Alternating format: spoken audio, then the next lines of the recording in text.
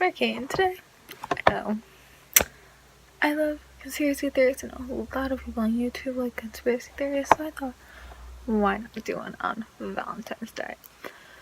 So before I even do that, St. Valentine's Day is a technical name for the church. So I want to get into the story of St. Valentine first, and then do the conspiracy theories. So Saint Valentine is a Roman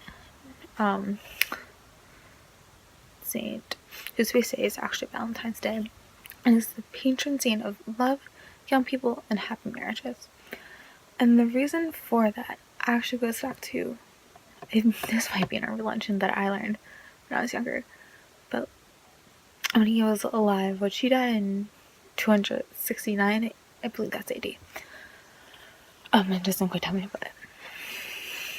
And basically, there's this couple that no one was allowed to get married, per se, and he married them.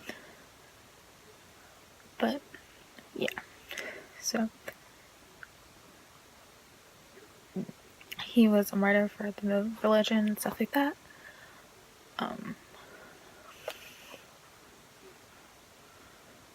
think there's like this whole website on it, but that is the story I learned, and that is like celebrate him, kind of. Well, because he was martyred, that's why he's a saint, because he also did that, and like obviously a few other things throughout his life. But on to the urban legend. Now, as always, this basic one.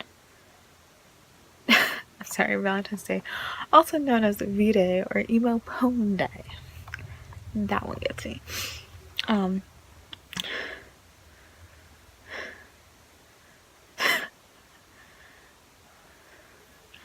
Anyway, there's the basic one where it's made up holiday. Like, I understand part of this. Part of it isn't. Where like you have to get like flowers and chocolate and cards and all that, which don't get started on. And then there's things like Cupid in the Valentine's film. So Cupid, if you don't know what Cupid is, he's technically a cherubim, or a cherub, not cherubim, who has a bow and arrow,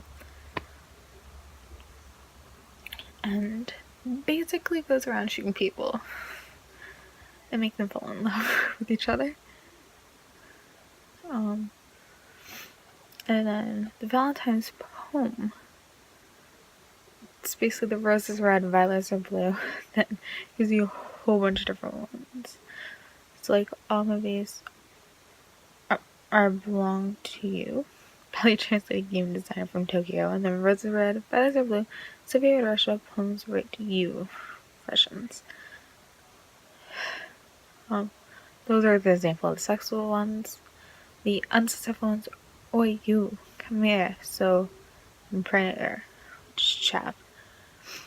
Oh, I've actually read this. Yeah, it's a government conspiracy. It was when during the Revolutionary War, roses are red, violets are blue, the British are coming, so blow your load soon. Which is Paul Revere. Yeah.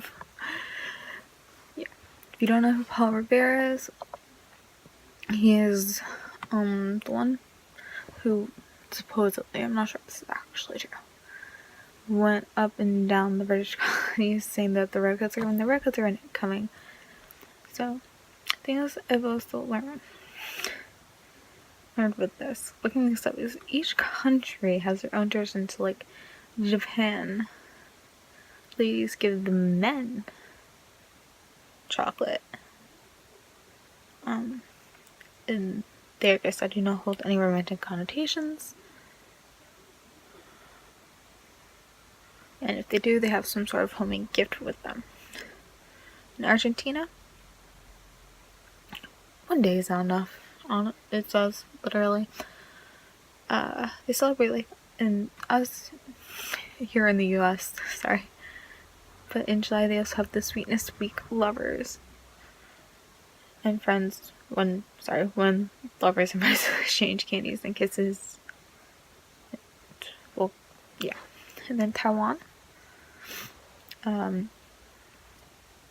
Also, one day is not enough. They have 2 days instead of a week. And the men are expected to give a case of flower. Roses represent and only love. 99 roses will express love forever, and 100 roses will signify popping the question, will you marry me? That's kind of cool, actually. And then Scotland, and I love this, as a single person, the person who does, okay, anyway. Scotland celebrates intriguing. They find Scotland's celebration intriguing. They celebrate with the usual way, with candies and flowers for lovers, but they also have party games for V-Day. Each single person writes his or her own name on a piece of paper, which is then thrown into 2 hats, one with the men's names and the other with the women's names. Everyone draws a name, and the couples pair off for the evening. Since it's unlikely that the names will actually match, the man has to stick with the woman who picked his name, regardless of whose name he picks.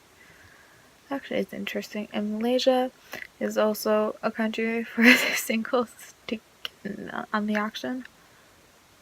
But on the 7th day of the 7th month of the lunar calendar, women write their phone numbers on orange out of everything I can imagine, before throwing them to a closest river in hopes that a man will pick it up.